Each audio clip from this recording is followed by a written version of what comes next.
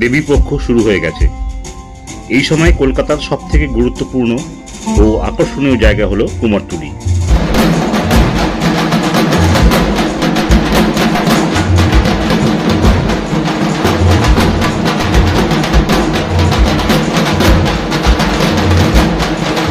তাই আজকে আমরা চলে এসেছি এই গুরুত্বপূর্ণ জায়গায় কুমারটুলিতে।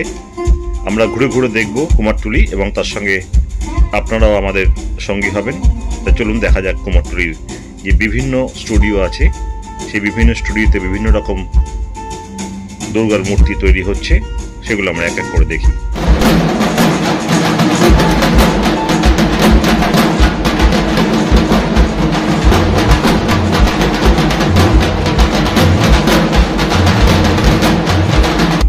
আজকে যদিও বেশি কথা বলবো না, তাও দু একটি কথা বলতে বাধ্য হচ্ছি, কারণ এই দুর্গাপুজো বাঙালি তথা বিশ্বের কাছে একটি সবথেকে বড় উৎসব।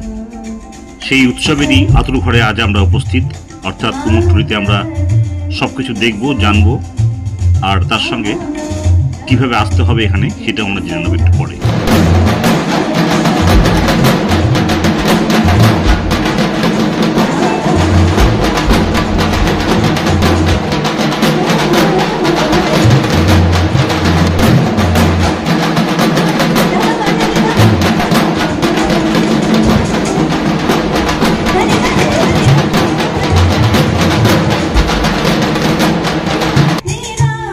একদম শেষ মুহূর্তের প্রস্তুতি চলছে। প্রত্যেকটি শিল্পী ব্যস্ত যার যার নিজের শিল্পকর্ম সৃষ্টির ক্ষেত্রে।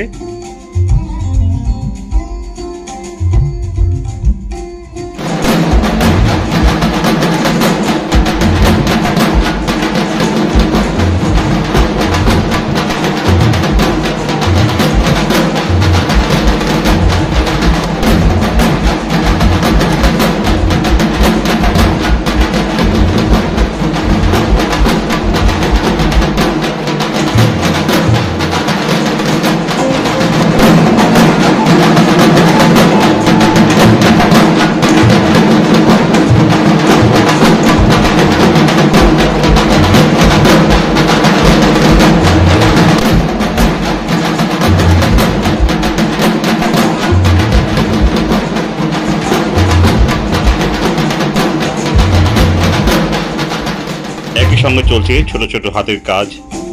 আর দেখবো এখন আমরা একদম ছোট্ট ছোট্ট দুর্গা ঠাকুর, পরিপূর্ণ দুর্গা ঠাকুর, একদম 6 ইঞ্চি থেকে 1 ফুট থেকে 2 ফুট।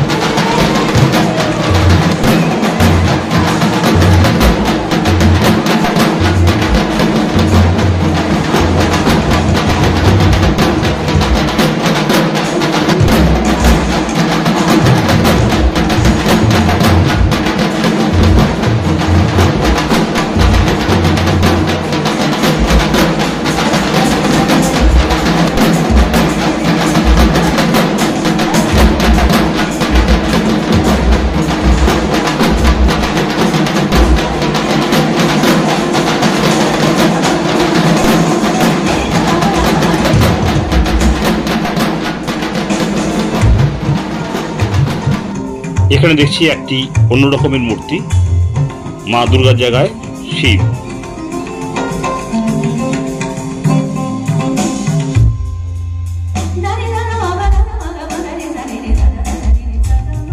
এখন আমরা এসে পৌঁছেছি এখানকার প্রখ্যাত মৃৎশিল্পী মোহনবাসী রুদ্রপালের স্টুডিওতে। দেখছি আমরা এখন মোহনবাসী রুদ্রপালের স্টুডিও।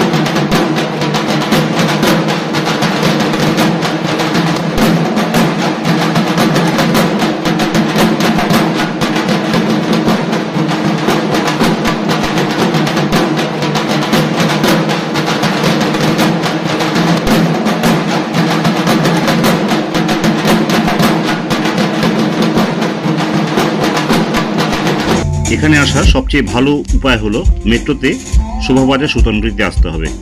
স্টেশন থেকে উপরে উঠে 3 নম্বর গেট দিয়ে বেরোতে হবে, যেটা বিকেপাল এভিনিউ, শোভাবাজার স্ট্রিট, রবীন্দ্র সরণি, আড়িয়াটোলার দিকে যাচ্ছে, দিক নির্দেশ করা রয়েছে, সেই গেট দিয়ে বেরোতে হবে। উপরে উঠে একদম মেন রাস্তায় এসে আছে অনেক অটো, সামান্যই পথ, অটোতেই যেতে পারেন। আর যদি আপনারা হেঁটে যেতে চান তাহলে লাল মন্দিরের ডান দিকে যে রাস্তা আছে তার নাম হচ্ছে রাজা নবকৃষ্ণ স্ট্রিট। সেই রাজা নবকৃষ্ণ স্ট্রিট ধরে কিছুটা এগোলেই রবীন্দ্র সরণি ট্রাম রাস্তা। ট্রাম রাস্তা ধরে কিছুটা এগিয়ে গেলেই সেই আকাঙ্ক্ষিত জায়গা কুমারটুলি, অর্থাৎ হেঁটে মোটামুটি 10 থেকে 15 মিনিটের পথ। পায়ে পায়ে হেঁটেই আমরা পৌঁছে গেলাম কুমারটুলির এই প্রতিমা তৈরির কেন্দ্রস্থলে। আর কিছু প্রতিমা আমরা দেখব, দেখে আজকের ভিডিও এখানেই শেষ করব। এখন আমরা দেখি আর কিছু প্রতিমা, তারপরেই বিদায় নেব। দেখা হবে পরবর্তী ভিডিওতে।